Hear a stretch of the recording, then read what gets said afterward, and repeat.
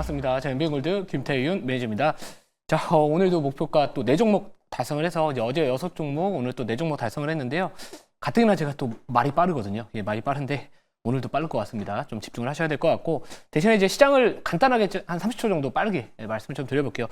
오늘 국내 증시가 왜 하락을 할까, 왜 쉬어갈까라는 부분들에 대해서 많이 고민들을 하실 것 같고 생각을 해보실 것 같은데, 저는 그렇게 생각을 합니다. 우선은 이 증시에 대한 부분들 최근에 또 저점에서 또 나름대로 적지 않게 올라갔다라는 부분들, 그러니까 추가적인 상승 모멘텀이 있기에는 약간의 어떤 빌미, 조정의 빌미가 필요했다라고 보는데, 최근 또 환율과 관련된 부분들, 예, 한국과 미국의 이런 환율 협상과 관련해서 또 환율이 급락을 하게 되면은 또 원화 강세되면서 또 수출주에 대한 부담을 느끼는 거 아니냐라는 그런 약간의 경계감도 있었겠지만, 사실 저는 오늘의 하락의 이유는 아마도 이 파월 의장의 중립금리나 아니면 이런 통화정책과 관련된 프레임워크에 대한 이 재검토에 대한 이야기들이 나와주면서 그 부분이 시장의 투심을 위축시켰다라고 보는 게 맞지 않을까 이렇게 보고 있습니다. 자, 왜냐면은 이게 이제 미국 연준 같은 경우에는 주 5년마다인가요? 5년마다 이제 이 정책에 대한 부분들 큰 틀을 이제 변화하는 과정들을 거치는데, 이전에는 그 평균 물가제 도입이라고 해서 이 에버리지 인플레이션 타겟팅인가요? 그런 물가를, 그러니까 그런 정책들을 좀 도입을 하면서 이 정책 자체는 이제 비둘기파적으로 시장을 해석을 했었습니다. 자, 근데 요즘에 이제 관세나 전반적인 경기가 불확실성이나 이런 부분들이 많이 노출이 되다 보니까 우선은 이 재검토에 대한 부분들, 특히나 뭐 8월 정도 되면은 뭐 잭슨 미팅에서 뭐 관련된 뭐 이 언급들이 나와줄 수도 있다. 이런 부분들이 아마도 오늘 또 시장의 조정의 요인 중에 하나가 되지 않았나라고 볼 수 있기 때문에, 아무튼 당분간은 우리가 이 지수 자체에 대한 상방 가능성보다는 약간은 쉬어갈 수도 있음을 좀 고민을 해보시고, 그리고 뭐 종목별로도 만약 보유하고 있는 종목들이 이제 급등이 나오거나 했었을 때는 기계적으로 그냥 수익을 일부라도 좀 챙겨두시고 또 조정에 대비할 수 있는 현금 여력을 확보하시는 게 좋지 않을까, 이렇게 정리해 보도록 하겠습니다. 자, 아무튼 오늘도 또 목표가 시원하게 또 몇 가지가 갔어요. 사실 더 갈 종목들도 있는 것 같은데 우선 약간 몇십 원 차이로 안 되고 있어서 우선 오늘 목표가 달성한 종목과 또 지난밤에 시간에서 좀 올라갔던 종목 하나 리뷰를 도와드리도록 하겠습니다. 자, 우선 자료를 하나만 리뷰하기 전에 보여드리면은, 자, 이미지 하나 보여드리면,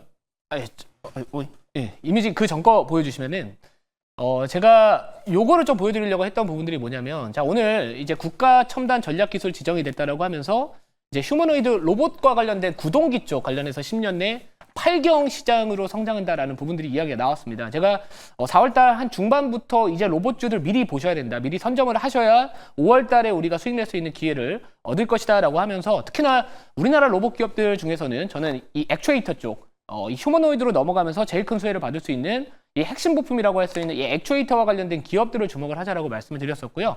그 중에서도 이제 로보티즈, 자, 그럼 바로 이제 자연스럽게 로보티즈로 넘어갈 건데, 자, 이 로보티즈의 차트를 한번 보여주시면은, 사실 로보티즈는 최근에 이 기업의 구조와 관련된 변경 이슈가 있죠. 이 물적 분할 관련된 이슈가 있는데, 액추에이터 하면 사실 이 라인업이나 이런 것들, 그리고 강점을 보이는 기업을 대표하는 기업은 거의 로보티즈라고 보시면 좋을 것 같습니다. 이 자율주행 로봇 관련해서는 이제 물적 분할을 통해서 이제 분리를 하게 되고요. 자, 이 로보티즈에 대한 부분들은 제가 이전에 이제 PSR도 다른 이 대기업 지분 갖고 있는 로봇 기업들보다 상대적으로 낮기 때문에 좀 부담도 없었다라고 말씀을 드렸었는데, 사실 이격이 많이 높습니다. 그리고 시장도 전반적으로는 아까도 말씀드렸던 이런 통화정책과 관련된 부분들에 대한 불확실성이나 시장의 우려감 자체가 반영되는 구간이기 때문에, 저라면은 우선은 비중은 3분의 한 2 정도는 줄이지 않을까, 개인적으로 그렇게 생각을 하고 있고요. 대신에 뭐 나머지 비중 정도는 조금만 더 봐도 되지 않을까라는 관점에서 말씀을 드릴 겁니다. 자, 그래서 추가적인 목표가는 63,800원 정도까지는 조금 열어두되, 지금은 비중을 늘리는 것보다는, 그리고 신규로 진입하는 자리는 아니다, 다시 한번 말씀을 좀 드려보고요. 자, 그리고 아까 그 기사와 관련해서 오늘 부각받은 종목이 있습니다. 제가 이 로봇 모션 제어 장치 관련된 부분들하고 또 에너지 이 관련된 제어 장치 쪽 관련돼서 뭐 포인트를 잡아드렸던 5월 14일 날 이 로즈데이에 제가 공략을 했었던 종목인데, 오늘 이 급등이 나왔죠. 이 급등이 나와주면서 이틀 만에 또 10% 이상 또 수익을 챙길 수 있었는데요. 사실 로봇주에 대한 부분들은 아직까지는 저는 뭐 유효하다라고는 보고는 있습니다. 뭐 시장에 대한 부분들, 뭐 조정의 빌미는 될 수는 있어도 전체적으로 이렇게 추세 자체를 이탈하지 않으면서 만들어가는 기업들 같은 경우에는 전략 매도는 조금 아깝다라고 여전히 보고 있는 상황이라서, 자, 요 종목도 마찬가지입니다. 이 1차 목표가 달성을 했고 2차 목표가는 18,450원까지는 열어두되, 우선은 단기적으로 거래가 터지면서 급등이 나왔을 때는 기계적으로 일부라도 수익을 챙기는 전략은 지금은 좀 필요하지 않는, 필요한 시점이다, 이렇게 정리해보고요. SOS랩 요거 리뷰할게요. 자, SS랩 같은 경우에 제가 자율주행 관련된 종목들 중에서 저는 이제 두 가지 본다라고 말씀드렸고, 뭐 피런티어 그리고 SOS랩 이렇게 두 개만 말씀드렸었는데, SOS랩은 이제 라이다 관련된 종목이고요. 그 제가 이제 SOS랩의 주요 투자 포인트는 사실 그 밴드에다가 또 올려드리기도 했었고, 그 로봇 쪽과 관련된 부분들, 소형 라이다와 관련된 부분들이 이제 앞으로 휴머노이드나 이런 물류 로봇, 아무튼 로봇 시장이 성장함으로써 이 소형 라이다에 대한 수요가 늘어날 것이다라는 부분들이 제가 주목을 했던 종목인데, 이 종목은 사실 오늘 0.6%대 지금 보합권, 약보합의 흐름이 나와주지만, 예를 들어서 5일선까지 좀 내려왔었을 땐 다시 한번 좀 올라갈 여력은 충분히 저는 있다라고 보고 있습니다. 이쪽으로 전고점 돌파했죠. 시가로 뚫었습니다. 갭으로 뚫어놓고 빠지더라도 자 5일선에서 아래꼬리 지지받는 모습을 보여주면서 가고 있기 때문에, 아무튼 이런 종목들은 조금 눌렸을 때 다시 한번 관심을 가지셔도 좋을 것 같고요. 보유자의 관점에서 당연히 이거는 더 가져가도 된다라고 보고는 있습니다. 자, 그래서 SOS랩은 2차 목표가는 제가 14,180원 말씀을 드렸기 때문에, 자, 이것도 보유 전략 말씀을 좀 드려보고요. 자, 그리고 마지막, 아니다, 더 있습니다. 하나투자증권도 리뷰할게요. 제가 이 종목은 뭐 STO도 엮일 수 있고, 또 증권주도 최근에 좋은 분위기 이어갈 수 있고, 또 게다가 이 두나무의 지분을 갖고 있기 때문에 이 가상 자산, 이 뭐죠? 업비트에 대한 이야기들, 이런 것들도 충분히 좀 부각받을 수 있다라고 말씀드렸는데, 오늘 또 이 종목도 마찬가지로 급등세가 나와주고 있습니다.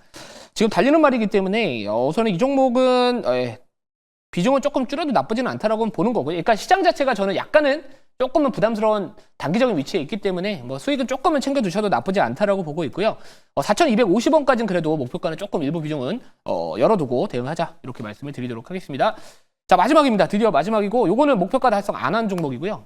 메타바이오메드. 그러니까 최근에 제가 5월달 들어서 공략한 대부분의 종목 다 지금 현재 수익권에 있는데, 유일하게 요게 조금 내려와 있어요. 근데 시간에서 어제 5%대 급등이 나왔고, 급등이 나왔던 이유는 실적이었습니다.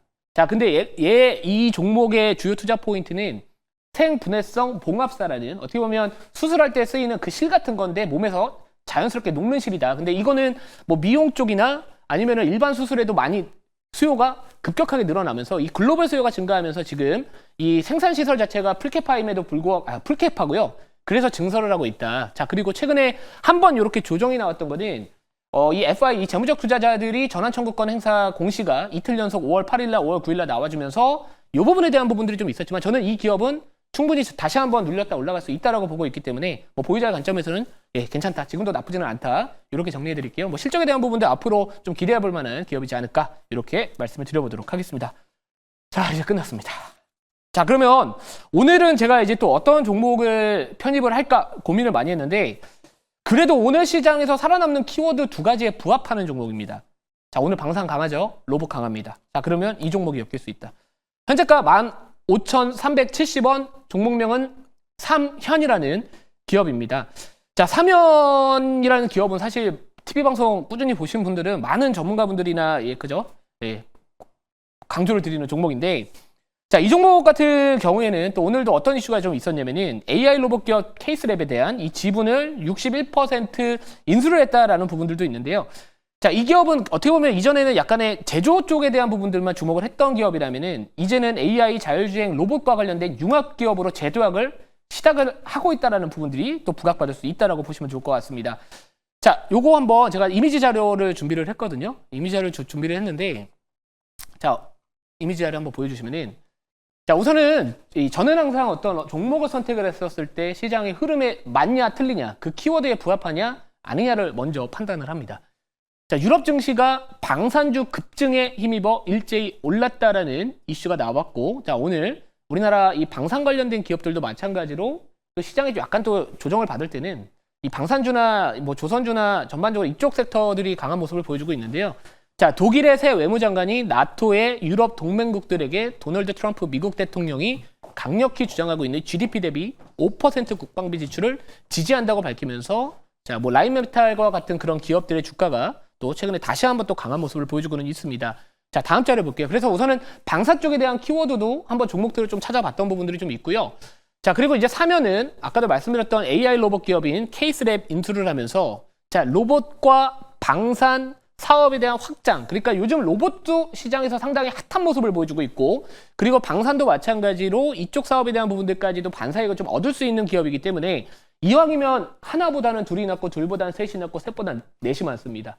재료는 많으면 많을수록 좋다라는 거고, 그 재료가 지금 시장의 흐름에 맞다면은 그래도 이 항상 시장의 수급 자체는 유입될 가능성이 높다라고 보는 게 맞고요. 자, 최근에 또 어떤 이야기가 나왔냐면은 사면은 한국형 아이언돔 필수 핵심 부품 체계 개발을 했다라는 부분들 때문에 또 미사일 방어 체계 독점 공급이 또 임박을 했다라는 또 재료도 나름대로 좀 붙여져 있는 상황입니다. 그래서 아무튼 아까 제가 차트를 다시 한번 보여주시면은 약간의 주가의 변동성이 좀 크고요. 그래서 지금 시장에서 신규 진입을 했었을 때는 사실 비중을 좀 크게 태우는 시기는 아니라고는 봐요. 그래서 어느 정도 약간 평소보다는 낮은 비중으로 투자를 해야 되는 게 현실적으로 맞다라고 보고 있고, 또 주가 자체가 약간의 좀 등락이 큰 기업이기 때문에 이런 기업들은 항상 이제 분할로도 생각을 하셔야 되지 않을까라고 말씀을 좀 드려보도록 하겠습니다.